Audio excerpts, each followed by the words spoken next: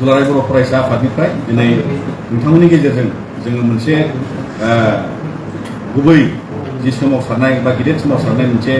दिल्लीयाव सोलिगासिनो दं जान्थार मान्थाराव आरो बेखौ लानानै दुलाराय बर' फरायसा आफादनिफ्राय जिहेतु बिथांमोननि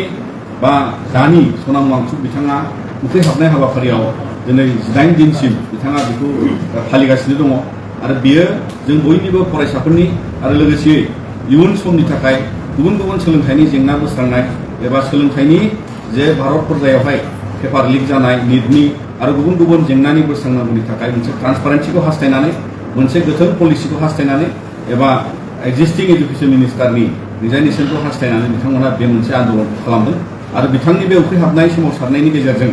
बिथाङा जाफुंसारनायखौ हास्थायदों बेखौ जोङो मान होयो आरो बिथांखौ जोङो बर' हारिनिफ्राय बड'फा उपेन्द्रनाथ ब्रह्म सल्जार हिउमेनिटी एवार्ड एबसु आरो उपेन्द्रनाथ ब्रह्म ट्रास्टआ लोगो नांनानै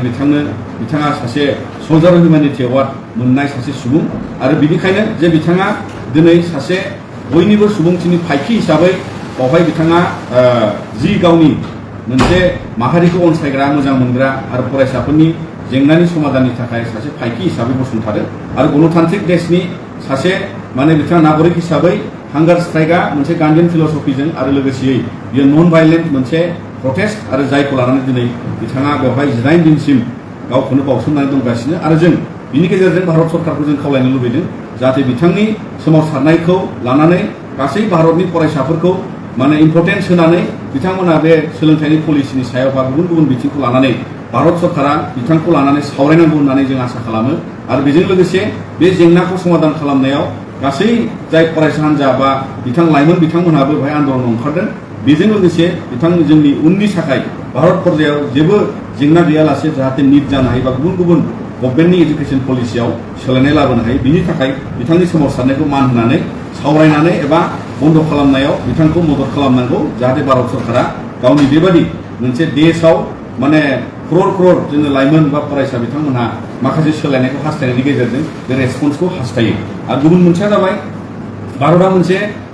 पृथिबीनि देरसिन गणतान्त्रिक हादोर आरो गणतान्त्रिक हादोरनि गणतान्त्रिक पर्यायनि जोबथा मोनसे गोहोनि आन्दोलना जाहैबाय हांगार स्ट्राइक बा उखैहाबनाय सोमावसारनाय दा बेखौ लानानै जुदि भारत सरकारा बा भारत हादोरा बिनि सायाव जुदि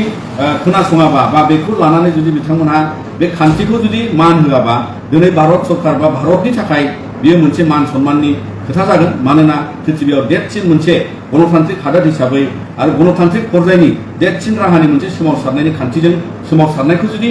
मान होआबा एबा सोमावसारनायखौ जुदि बिथांमोना गुरुत्व होआबा दिनै बेजों भारतआ मोनसे गावनि गणतान्त्रिक आखुथायखौ आघात लाबोगोन होननानै जों सानो आरो बेनिखायनो दुलाराय बर' फरायसा आफादा जोङो सनाम वांचुक बिथांखौबो खावलायहरनो सानदों जे नोंथांखौ भारतल' नङा बुहुमाव दाब दाब गुबुन गुबुन नोंथाङा पृथिबीनिनो सासे सल्जार अफ हिउमेनिटी हिसाबै बा सुबुंथिनि फायखि हिसाबै गसंथायो आरो बिनि थाखायनो नोंथांखौ नांगौ आरो बेखायनो जों नोंथांखौबो नोंथांनि बे हांगार स्ट्राइकखौ दोनथ'नानै बयबो लाइमोननि खाथिराव एबा फरायसाफोरनि खाथिराव उन समनि थाखाय गुबुन गुबुन बिथिङाव नोंथाङा भारत सरकार बा पृथिबीयाव खामानि मावलांनांगौनि थाखाय नोंथांनि हांगार स्ट्राइकखौ दोनथ'नानै जाहाथे नोंथाङा माने बे माखासे खान्थिनि सायाव जुजिथाबनायखौ लांगोन मानोना भारत सरकारा बेबादि मोनसे अहम खान्थिखौ लानानै दिनै सोलियोब्ला नोंथांबायदि सासे मुल्यबान नोंथांबायदि सासे